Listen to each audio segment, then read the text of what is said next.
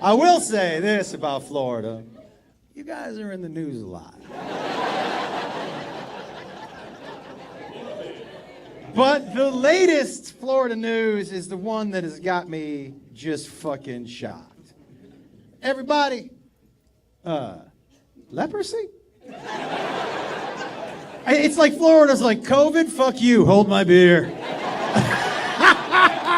I'm bringing back some fucking medieval shit right now. Yeah, they talked about this in The Hobbit. Nobody knows anything about this. This is, what the, for leprosy? And I was in Jacksonville last night. You'll never convince me it didn't start there. But every time I go to Jacksonville and I drive in there, I'm like, son, this is where everything bad started right here, I think. That's ground zero right fucking there for sure. Can I tell you why summer is my fucking favorite time to come here? It's because all the people from the UK are bright red. They've never seen the sun like this before, and they're fucking straight up tomatoes. Like you can pick them out. You're like, you're not from here, huh? I'm like, no, I fucking my face, I can't move it. Like, it's amazing. I'm sure you guys see them walking down the street. You're like, you're from UK. How did you know? Your fucking face is falling off your face. That's how I know. One of my favorites. I'm bummed out. I told Jacob, he didn't know this. I bummed out that Holy Land is gone. It's such a bummer, man. Yo, it was such a bummer to see Happy Jesus on the freeway just.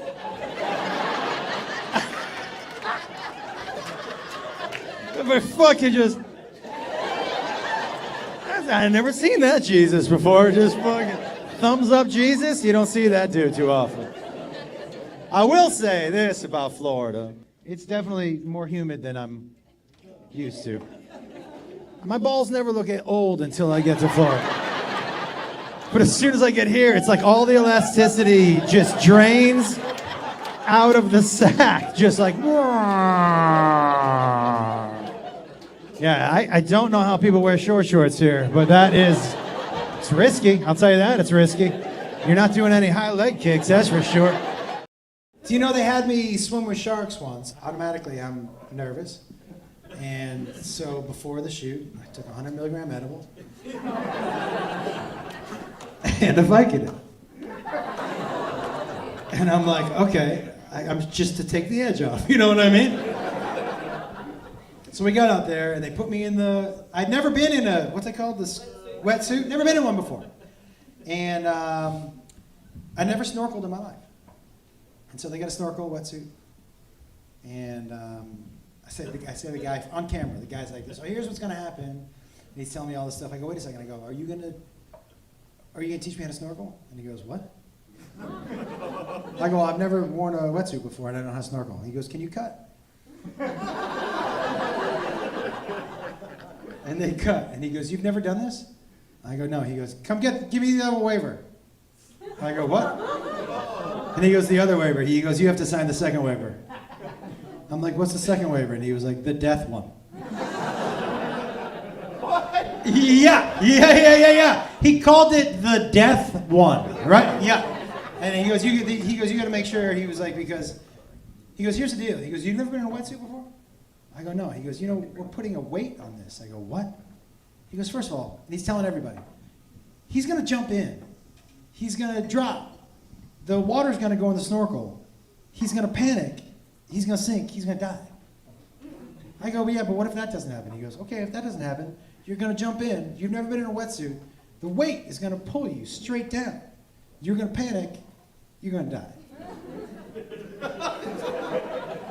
I go, well, what if that doesn't happen?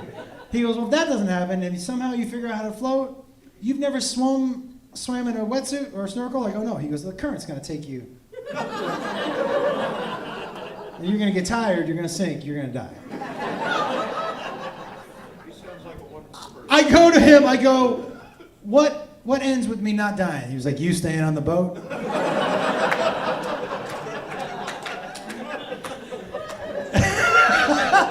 So I was like, well, we can't do that. We have to shoot this. And he was like, okay, because here was the bit. We were getting in the water. They were throwing chum in the water so sharks could come up, and we could film it. And so he was like, okay, here's what we're going to do. We're going to tie a rope around your waist. We're going to tie you to the boat. We're going to take the weight off you because the wetsuit's buoyant. He goes, here's a couple problems. One, you're going to look a lot like a seal.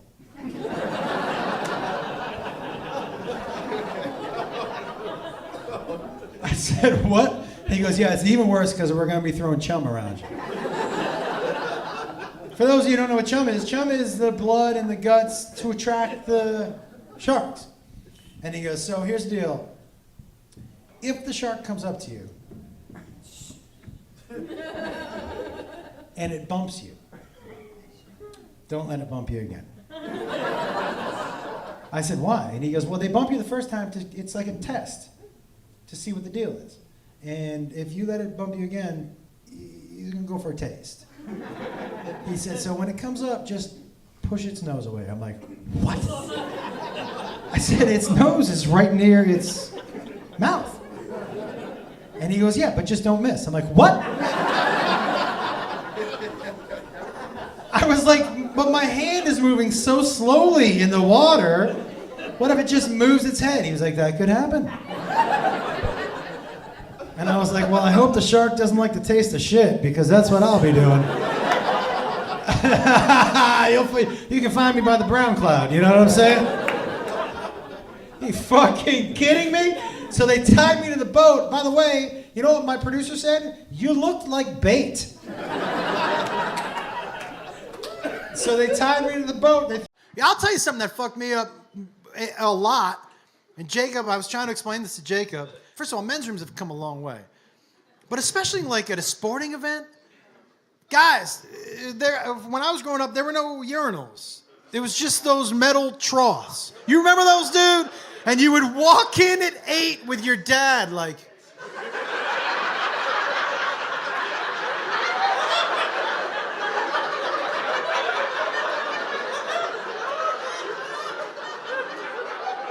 I don't have to pee anymore. And he'd be like, get up there. And you were at fucking eye level with that thing, dude. Trying to get on your tiptoes to get it over. You remember what else was at eye level? Dick, right down the row. And the splashback on that metal, not good, friend. Not even the grossest part. Ladies, the grossest part was that warm air. I remember I would walk out of there and my dad would be like, did you wash your hands? And I'd be like, my hands? Who's gonna wash my fucking face? Are you kidding me? Here's another thing Jacob did not believe. Okay, so when I say men's rooms have come a long way, 22, you probably haven't experienced this, but anybody over the age of 30 for sure. It took a long time, especially at sporting events, for them to put doors on the stalls. Did you know they didn't trust us with doors, ladies? Wasn't that crazy, dude? You were exposed this way. But at the old stadiums, not only were there no doors, but a lot of the walls in the stalls were only this high. So you would sit on the shitter just looking at the head of everyone else shitting in the bathroom. Dude, you weren't there to make friends, but goddamn it, you made eye contact. Yeah, dude, you got caught in conversations you did not want to be in, dude. Some dude would be like, so who are you rooting for? And you're like,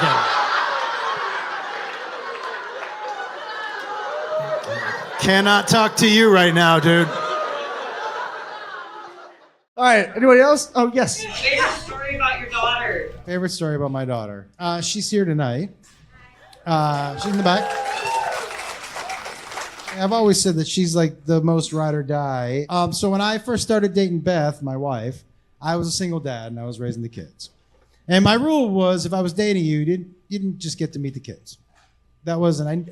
If we went on a date and you were too excited to meet my kids before we knew each other, the date, it was over. It was super suspicious to me. And why you want to go home and meet my kids so bad? So she would come over to the house, you know, after the kids went to sleep, we would have sex, and then she would get the fuck out.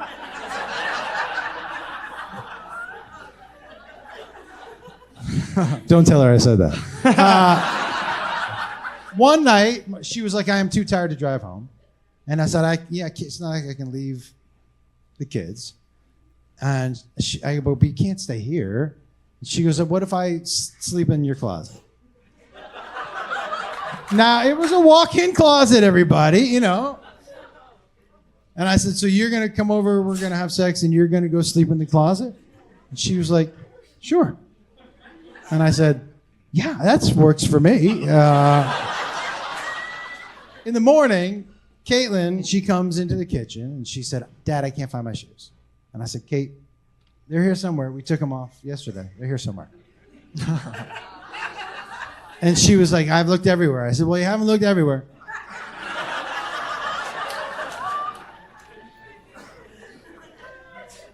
So she disappeared. She came back a few minutes later. She goes, I still can't find my shoes, and there's a stranger sleeping in your closet.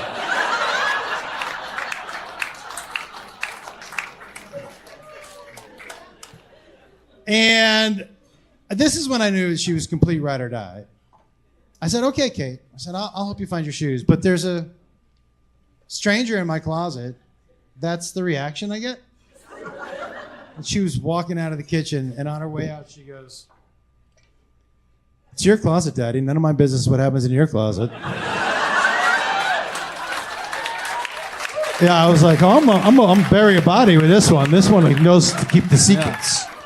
Me, on the other hand, would sell you out for a bag of Cheerios.